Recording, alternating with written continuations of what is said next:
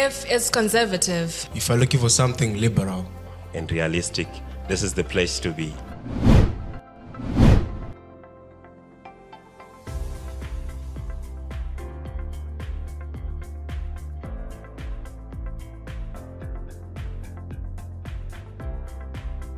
Hello, welcome to our podcast, the podcast with no name. And today, with my co-host here, we are going to delve into a subject that is juicy and really juicy, entitled Black Tax. With me here to my left is Natasha, then to my immediate right is Ethel, and then to my far right is Ron. So without further ado, I would like to ask Ethel, what do you understand by the term black tax?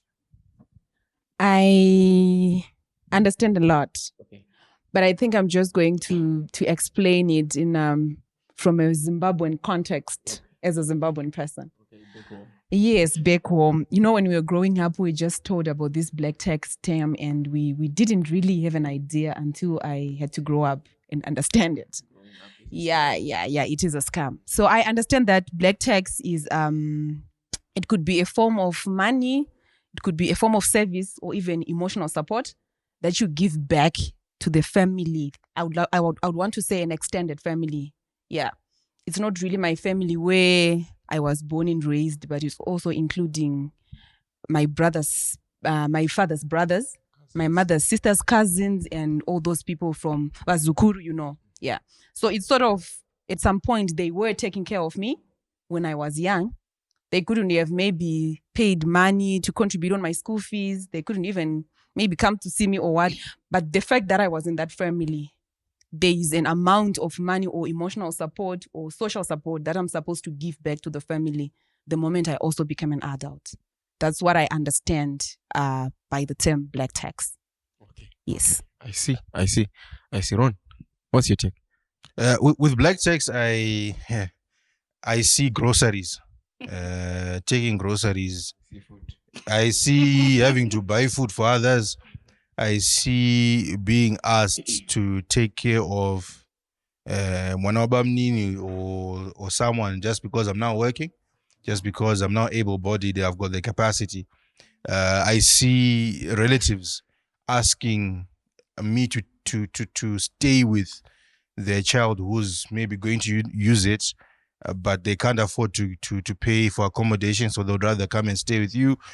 Those are some of the things that come into mind. And these are things that have happened and that I've seen affecting a lot of people. So it comes as an obligation to give involuntarily. And I'm not quite comfortable with it. I'm hoping I can be comfortable at the end. Natasha. When we are talking about the black tax, personally, I see responsibilities whereby you are being expected by your extended family members to take the responsibilities in your family. Maybe you're supposed to take care of your mother. They expect you to take care of your siblings or your mother more than my mother is expecting me to take care of you. Okay. So can we all agree that black tax comes from a perspective of perceived potential? Yes. Like, it is perceived potential. like someone says, "Oh, Ron is working. Mm. Ron should do this, and this towards the family." Like it's perceived, whether you're comfortable with it or not. But the relatives or the people behind, they perceive that you can do it. They're the ones who give you pressure, actually. Hence, you should do it. Okay. Well, look, I'll give you a personal example.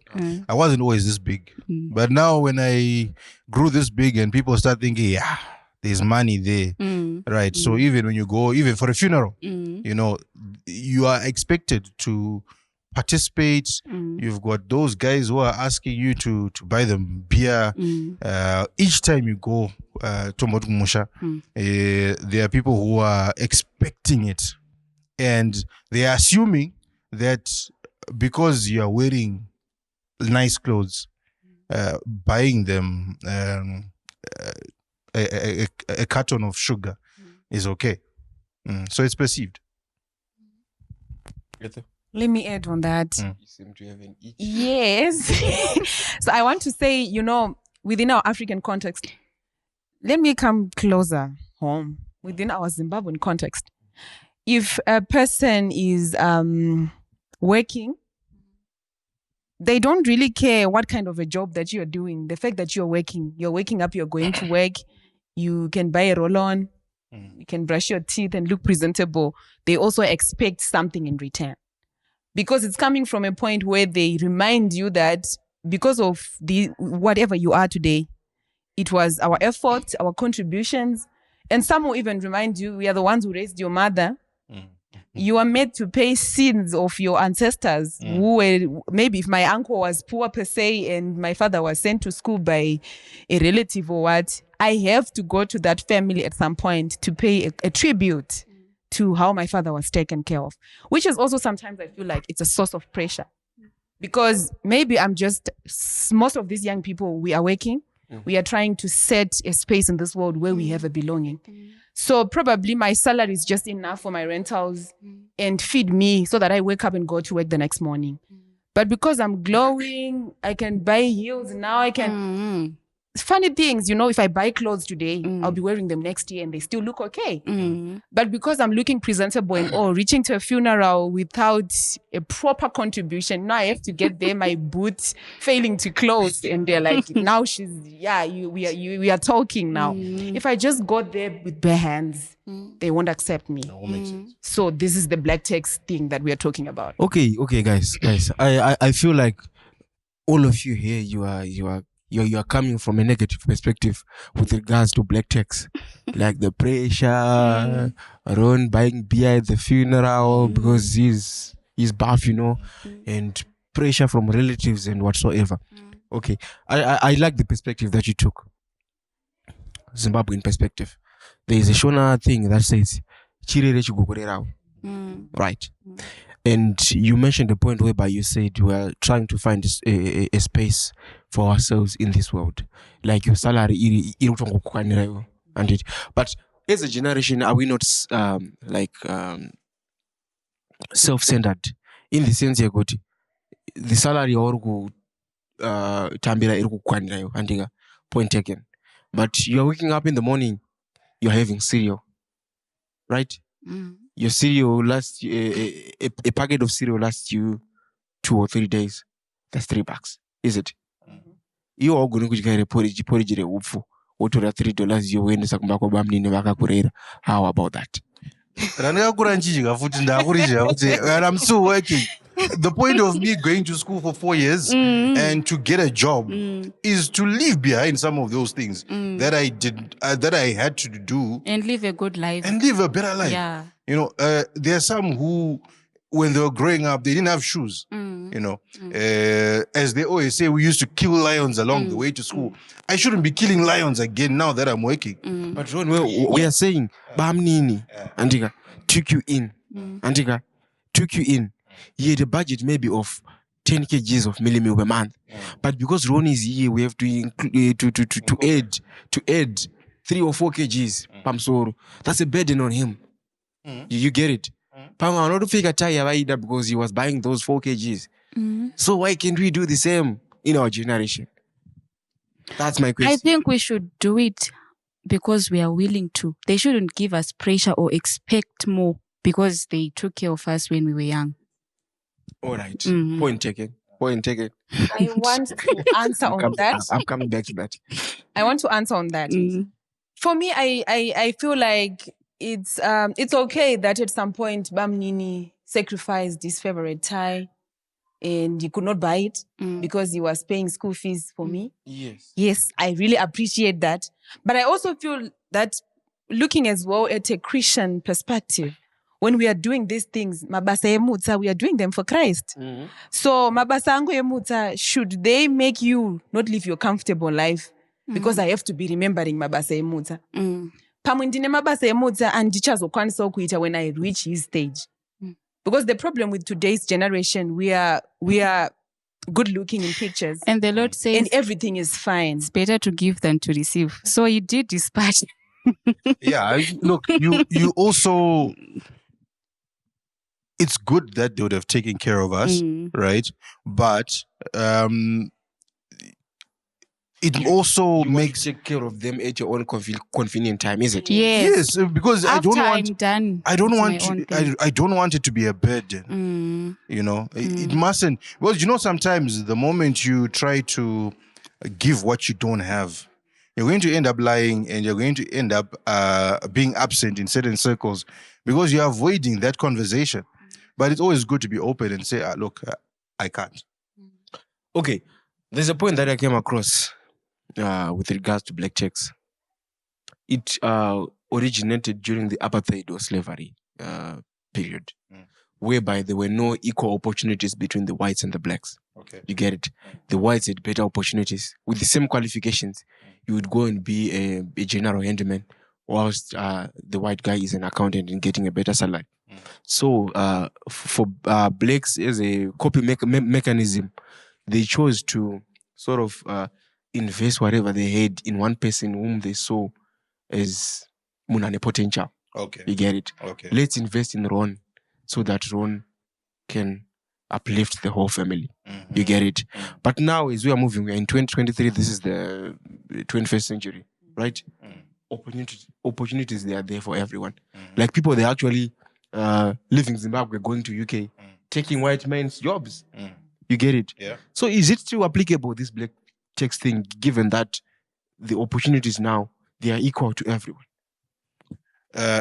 So our lives are a series of generations and events, right? And the pace at which your family has developed may not be the same pace at which her family has developed. There is someone today who is still going to school barefooted, but for majority of other people, it may not even be a question. You know, some kids are driving to school. They actually go. So we must acknowledge those differences. Those gaps. Yeah, we must acknowledge them. So it's a matter of you knowing where you came from, Yes. is it? And you acting accordingly. Okay, you wanted to say something? Yes, I think we also have to find a bit of grace when we're discussing black tax. Okay. Because I know, especially a lot of young people, if you are to engage in conversations, I'm also one of those young people. Well, to say it has not been really fair to us to say you're just coming out of college, you're first getting your job, and you're trying to establish yourself, and you're already given a responsibility, and which is actually sometimes heavy on you, and you can't really complain to say, I'm still trying to figure out myself. But I also feel like we need to find a space where we sit down with ourselves and maybe emotions aside and maybe just try to think around how we have developed to come from a background where we used to use the Ubuntu strategy, where they said, I am because we are. So it was coming out of a view where you say, it's not necessarily that Natasha has enough, but with what she is having, she can also share and also make Wami benefit out of that.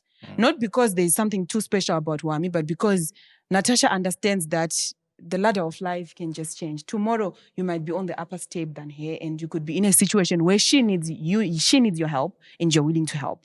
So I feel like we also have to look at this in a point where we are saying, removing the black text word, maybe to just bring back the Ubuntuism. Because we are a generation that is really going away of this because we are sick and tired of being given responsibilities. But at some point, we still need one another. I don't think there's something wrong that if Wanwabamini is going to come to Harare and she doesn't have accommodation, don't accommodate her flat kwangu. I say, no, come and stay where did you write your exams. Of course, I need my space. It's not convenient for me. I have to be buying food for 2 people, whereas I was buying for 1 person. But just the spirit of considering others. I feel like if the society at some point get to that, even the rates of street kids that we are seeing on the streets can actually reduce. But because we are self-centered around the term black tax, and because we are bitter about it, we are now failing to look at the positive side of it. But it also has a bit of positivity in it. You see, But what makes people bitter now, Ethel? It's how the older generation packages the whole thing. Yes. You get it? It comes with pressure. For example, Ron buys his dad a Mercedes Benz, right? Ron is 28, I'm 28. His dad is friends with my dad. You get it? Yes. My dad will then come. Why need this no Benz? Oh yeah. Why need Ron? Now that's pressure. That's pressure. You get it? Yes. So I think for us to maintain the Ubuntu thing, right, it has to start from correcting from the roots. Yes. Because parents are not supposed to compare our You know what? possibilities. It's not actually the parents, because my mother, The society. when I do something for her, she'll be like, why are you doing this for me? You should be doing for yourself. I expect you to be doing these things when you are married. Your husband is the one who's supposed to be taking care of, maybe later after you guys have raised your children and you feel the need to. But my mother's relatives, those ones, they're the ones who give me pressure. Why didn't you do this for your mother? Can't you just boost your business? Can't you go to the salon with her, make sure she gets her hair done? Can't you do this for your kids, for your siblings? They're the ones who mount pressure on me, not my mother. My mother is not even expecting anything from me because she knows I just got a job. I'm coming from school. I started working not 10 years ago. So she doesn't even give me pressure. But the relatives are the ones, because they believe it's the culture, whereby, for example, me, I'm the firstborn, so I'm the deputy parent. So they expect Kuti, the firstborn, when she finishes school, probably she has to get a high-paying job and take care of the kids or the siblings. But it's so unfortunate in this in our economy, we can't get those high-paying jobs anymore. And some of us, we are not even working. So they still expect me to take care of my siblings and my parents, no matter how things are hard.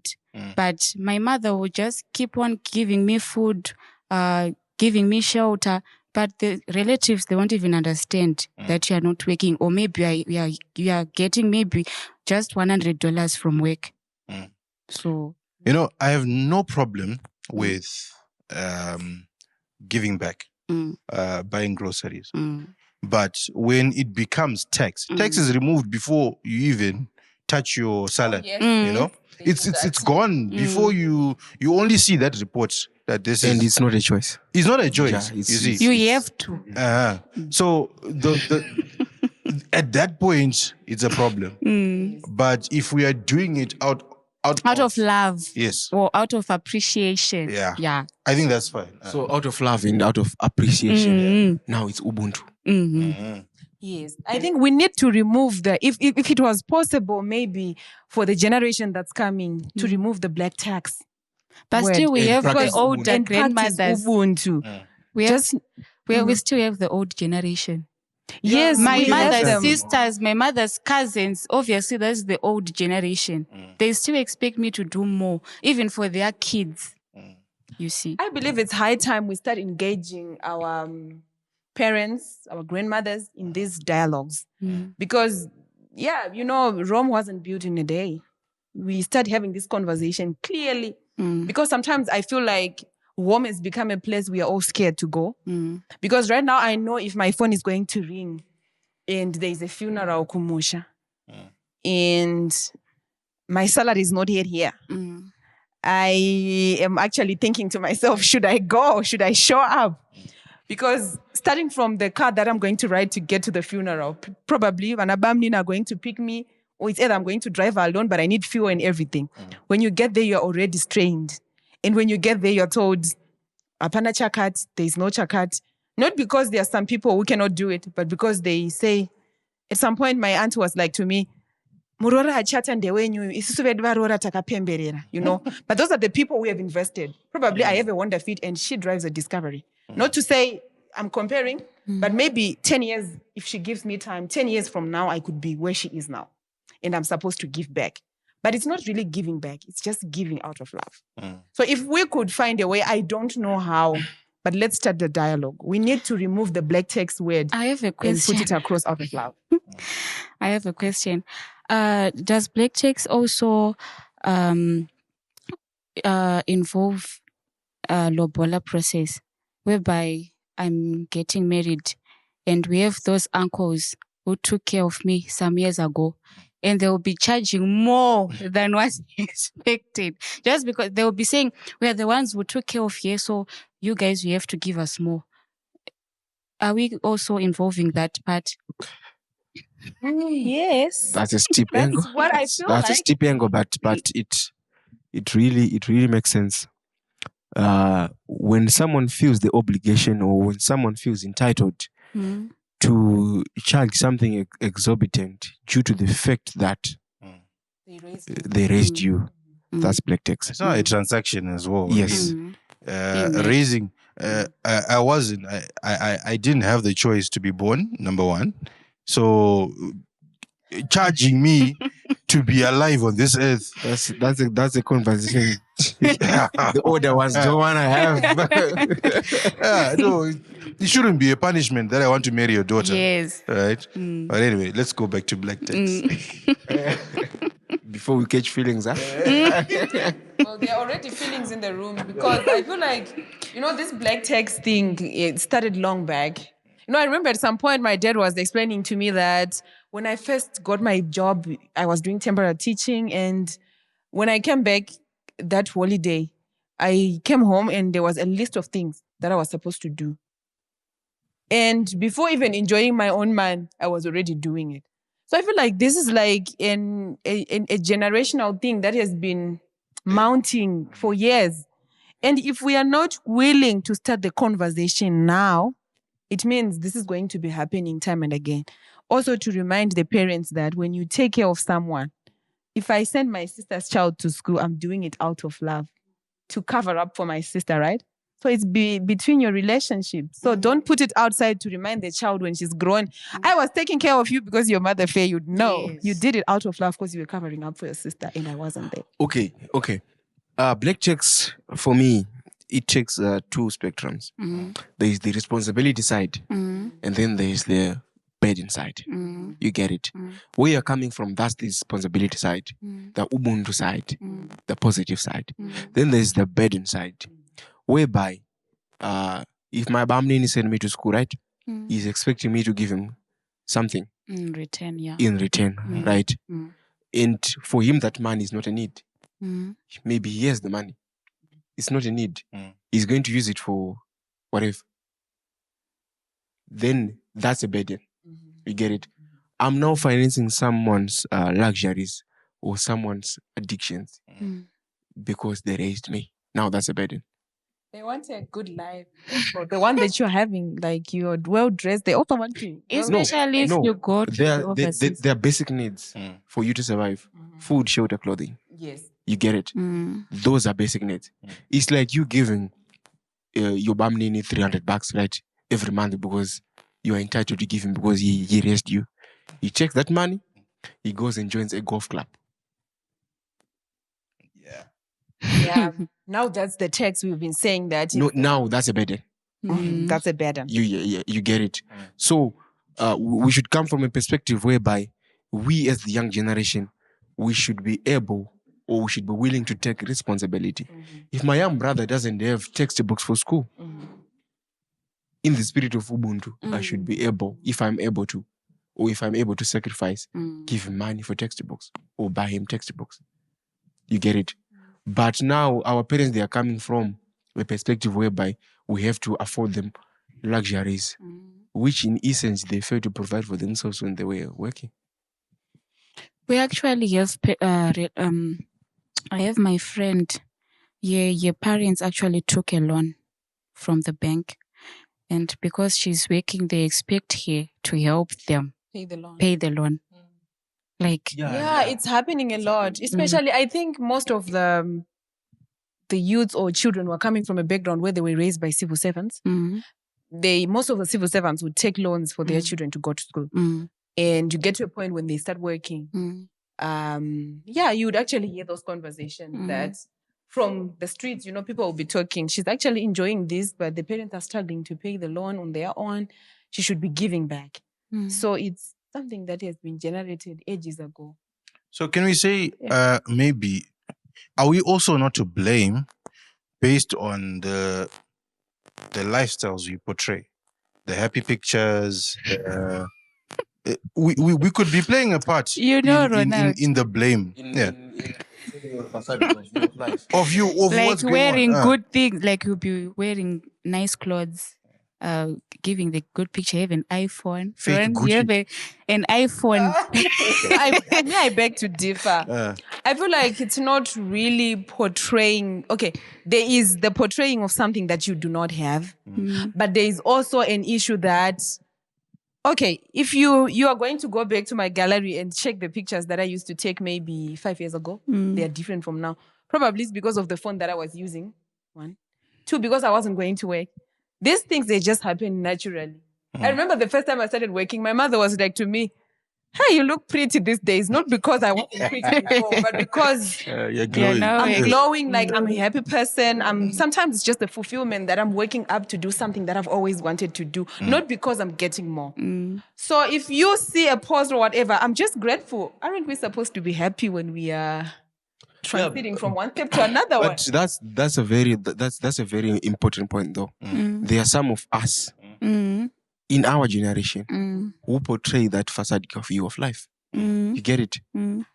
For example, you have got out of town assignments, but you don't tell people what you are going to work. You just post Nyanga, Vic Falls, Wange, Cape Town. And we are flashing a flight ticket and a passport and a flight Departures. window. Departures. I'm in New York. You get it. Like people, the people who are around you, they don't know that information. They don't have that information. They're seeing you in Nyanga, and yet your brother doesn't have school fees. But you were working. Yeah, we are. Yes, and you are working. It's good for your mental health. Yeah, but people don't know you're working. People don't know that. You'll be making it seem as if you have money. you are affording it on your own. Yet it's just part of the job to travel. Like, for example, this girl who passed on, we have this celeb Moana Chinimbi.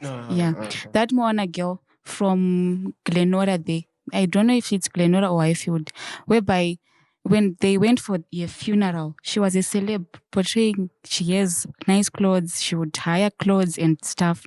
But then when they went for the funeral, they found out that she actually lives in a maybe 4-roomed house, which is even being extended. There's a fence, it's even fenced, not Jura World. I think that's Comes a from a topic for poor another day, background. because this is actually the lifestyle of the youngsters. We are living in a generation where people don't write letters or what, but they send communication through social media. And we are really living in the media era. And some of these things, as much as we try not to, they're just happening because of the influential surrounding. Okay. I think we should wrap up this segment. Ladies and gentlemen, this is the end of this segment. We'll be back shortly with the other aspect of this black text subject. Thank you.